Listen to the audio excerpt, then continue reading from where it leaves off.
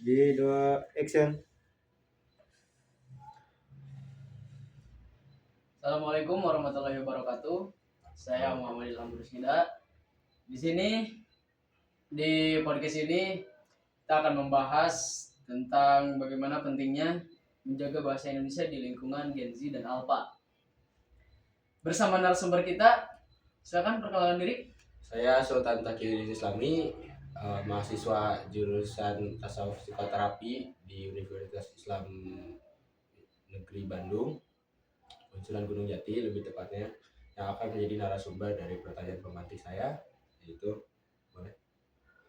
Oke, kita langsung aja, kita perlu basa-basi, kita langsung aja kepada inti topik pembicaraannya ini.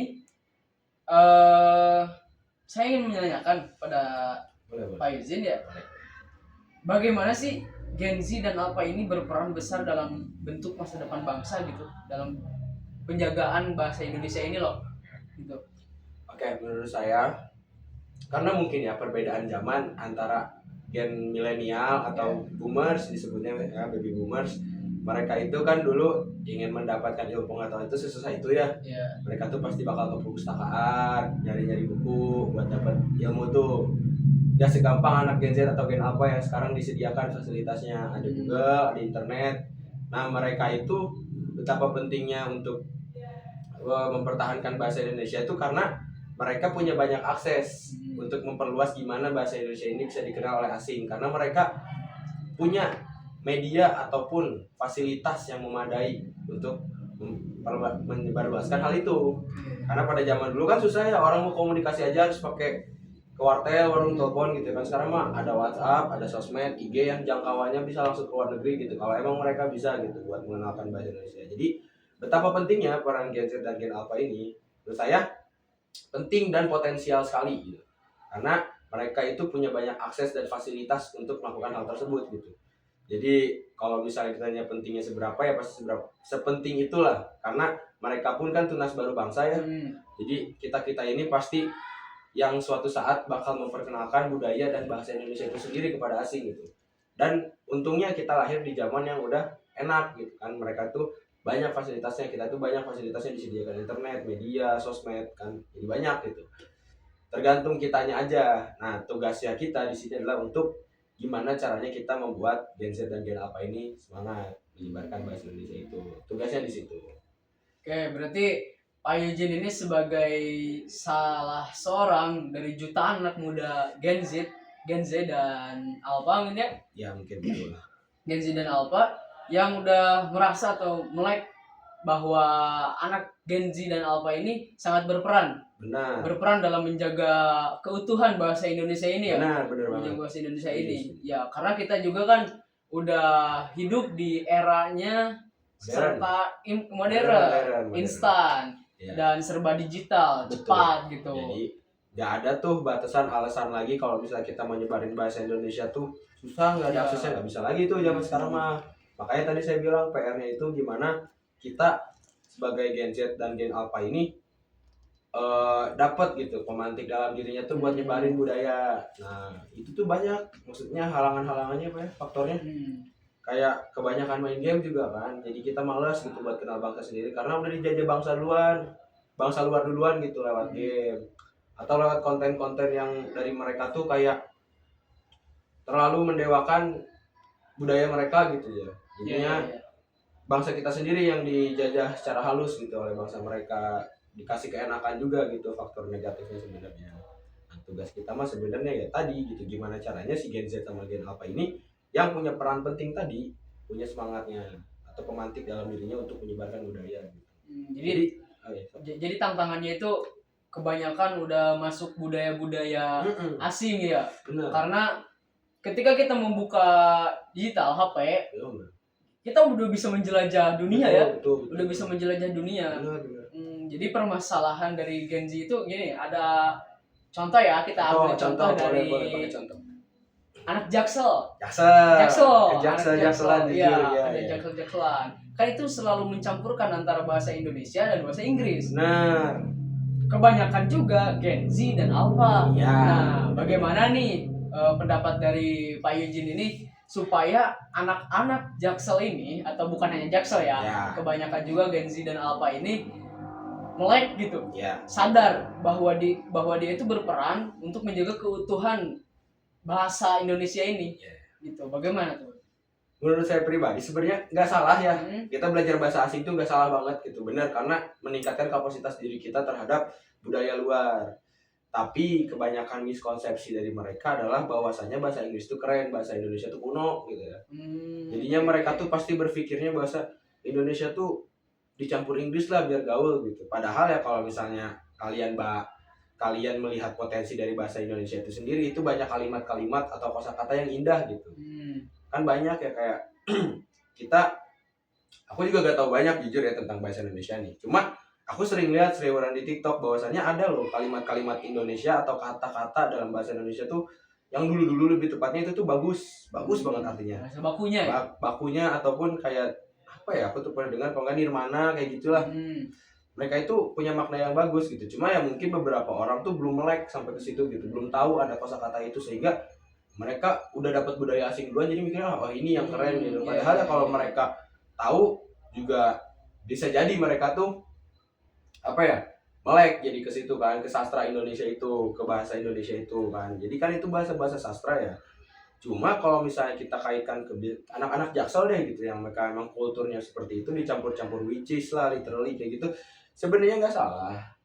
Cuma kadang tuh dengan identitas seperti itu jadi sedikit demi sedikit tuh terlihat aja sama kita bahwasannya Indonesia tuh udah krisis identitas tentang bahasa. Identitas. Krisis karena identitas. Bahasa itu adalah identitas dan kebanggaan. Iya, jadi kadang anak-anak Jaksel atau kita yang lebih sering lihatnya anak-anak influencer lah. Kayak Jessica Iskandar yang anaknya tuh dia lebih bisa bahasa Inggris ketimbang bahasa Indonesia. Bahkan benar. saya ada pernah lihat di TikTok bahwasannya dia lahir di Indo, anak orang Indo, tapi dia nggak bisa bahasa Indonesia gitu, baru bisa 4 tahun bahasa Indonesia. Dia diajarin bahasa Inggris. Nah, menurut saya itu miskonsepsinya di situ. Kenapa dikenalkan dulu bahasa asing gitu, bukan budaya bahasa awam gitu, yang bahasa Indonesia dulu gitu yang dikenalin. Miskonsepsinya di situ. Mungkin buat beberapa orang keren, bagus bahasa Inggris, buat kita dapat kesempatan kerja ke luar negeri bagus. Cuma balik lagi, kita jangan lupa budaya kita, tanah kita tinggal di mana, di Indonesia. Jadi ya mau nggak mau dong, bukan tuntutan lagi. Emang ini bahasa sehari-hari kita gitu. Mau suku kita apa juga ya, kita di Indonesia gitu. Untuk berhubungan antara suku Sunda dan suku Jawa, kan kita alternatifnya pakai bahasa Indonesia. Nggak bisa kita ngomong Sunda dibalas Jawa, kita nggak akan ngerti kedua-duanya. Alternatifnya Indonesia. Kalau bahasa Inggris mah plus minus lah. Kita plusnya emang bisa menambah kapasitas diri, cuma minusnya kadang kita jadi tidak hormat sama budaya kita sendiri atau bahkan lupa gitu kan. Itu aja sih poin minusnya.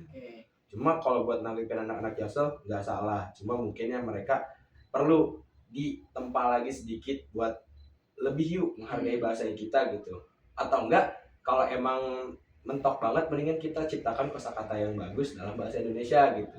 Siapa tahu kan banyak tuh tiktokers yang bikin kalimat-kalimat aneh dalam bahasa Indonesia.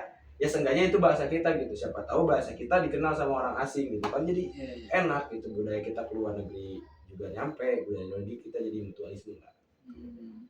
Jadi yang dimaksud dari Pak Ijin tadi itu bahasa Indonesia itu sebagai moral dan identitas ya. Benar, identitas dan kebanggaan gitu. Karena bahasa Indonesia itu dari banyaknya suku-suku yang berbeda-beda, ada suku Sunda, ada suku Jawa, itu dipersatukan dengan satu bahasa. Benar, yaitu bahasa Indonesia. Jika itu tidak dipertahankan, maka bagaimana tuh jika tidak dipertahankan kebahasa Indonesiaan ini loh gitu.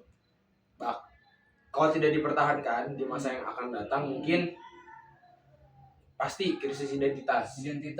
Krisis identitas, terus juga perpecahan bangsa, sama ada perpecahan suku.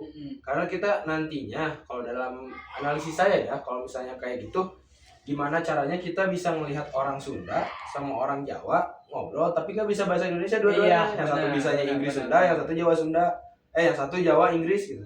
Tapi mereka nggak bisa bahasa Indonesia, agak-agak mungkin sebenarnya. Cuma kalau dianalisa, ya gimana mereka mau berbicara satu sama lain, sedangkan yang ini bisa bahasa Sunda, yang itu Jawa, tapi mereka tidak bisa mempelajari bahasa alternatifnya Indonesia gitu buat nyatuin mereka ya. Bakal jadi perpecahan aja sih, dan keasingan lah, padahal kan itu Indonesia gitu. Krisis identitas banget lah gitu. Maksudnya kan Indonesia juga bahasanya tiap tahun diperbaharui ya. Maksudnya yang dulu ejaannya harus pakai O sama U, yang C aja harus pakai T sama J, sekarang kan dikasih C gitu kan. Maksudnya diupdate terus-terusan gitu. Kenapa kita nggak update juga bahasa kita gitu? Lebih menghargai aja sebenarnya. Dampaknya nantinya bakal timbul seperti itu mungkin. Oh iya. Jadi manfaat dari mempertahankan identitas dan budaya bahasa Indonesia itu menjadi sebuah pemersatu dari berbagai suku di Indonesia ini yang banyaknya suku itu, pulau-pulau berbeda-beda, itu menjadi pemersatu masyarakat dari beberapa suku gitu. Itu manfaatnya ya. Iya. Itu manfaatnya. Nah, ada lagi nih Terakhir. Terakhir. Ada aksi nyata untuk melestarikan bahasa Indonesia di kalangan Gen Z dan Alpha. Bagaimana sih itu aksi nyatanya gitu? Untuk nyata. Melestarikannya gitu loh. Boleh. Ya. Gini, kebetulan banget nih momennya nih ya. Ya. Aku baru beres event kemarin sama orang asing. Wah, orang mantap tuh. Bagus. Nah, aksi nyata yang aku lakukan buat memperkenalkan bahasa budaya kita atau budaya kultur kita Indonesia ini ke mereka adalah ngajarin mereka bahasa-bahasa yang standar gitu. Gimana cara berterima kasih, gimana cara nyapa ke orang Indonesia, kalau dalam bahasa Indonesia ke orang asing. Gimana caranya memperkenalkan diri ke orang Indonesia. Kalau misalnya kalian tidak bisa bahasa Indonesia, kasih tahu. Caranya nama saya ini itu artinya my name is gitu. Jadi kayak mereka itu yang orang-orang asing tuh cara melestarikan aksi nyatanya menurut saya adalah diajari bahasa-bahasa yang emang standar gitu.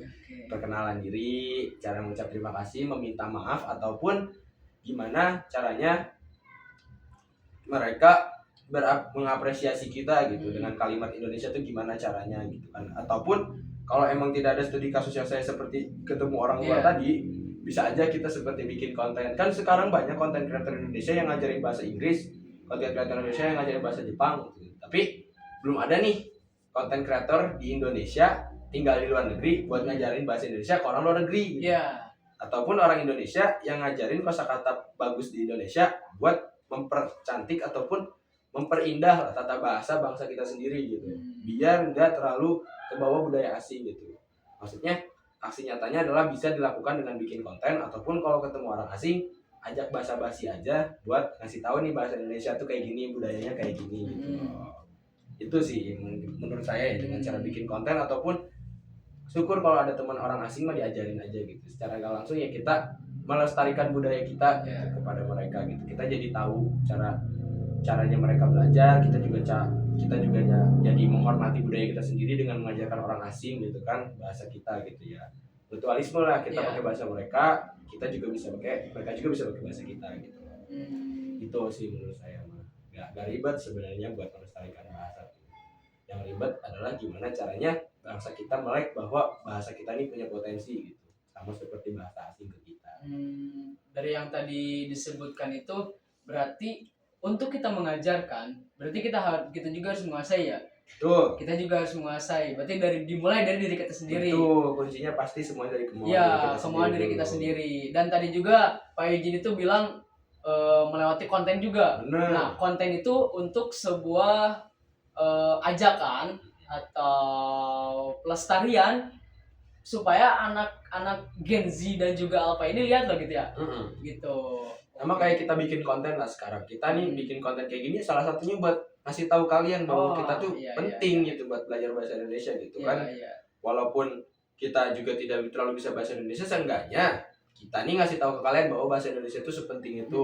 Bahasa Indonesia itu punya banyak potensi, bahasa Indonesia itu identitas kita gitu. Jadi ya dengan cara kita bikin konten seperti ini, walaupun tidak ngasih tahu bahasa Indonesia secara langsung seperti apa ya, tapi kalian jadi sadar sedikit kurang lebihnya bahasa Indonesia itu punya potensi yang sebesar apa gitu. Identitas dan kebudayaan. Betul. Kebanggaan juga kan ya. Kebanggaan juga. Namanya budaya gitu iya. kan. Jadi itu aja menurut aku di konten kali ini yang bisa aku sampaikan kepada teman-teman. Mungkin yang bisa aku sharing ke teman-teman yang nonton podcast ini. Juga kita harus berterima kasih sama pemantik kita yang udah bawa topik bagus banget di podcast kali ini. mungkin itu aja yang bisa aku sharing ke kalian terkait bahasa Indonesia.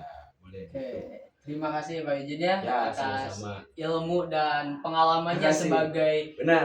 Gen Z juga ya. Gen Z. Kita juga Gen Z Jujur kan. ya, Gen Z. Kita juga sebagai Gen Z. Gen Z sebenarnya. Iya. Kita juga banyak kok pakai bahasa asing, bahasa aneh Iya. kayak zam gitu. Banyak tuh bahasa izin, banyak. Izin. Oke. Gitu. Langsung ditutup aja.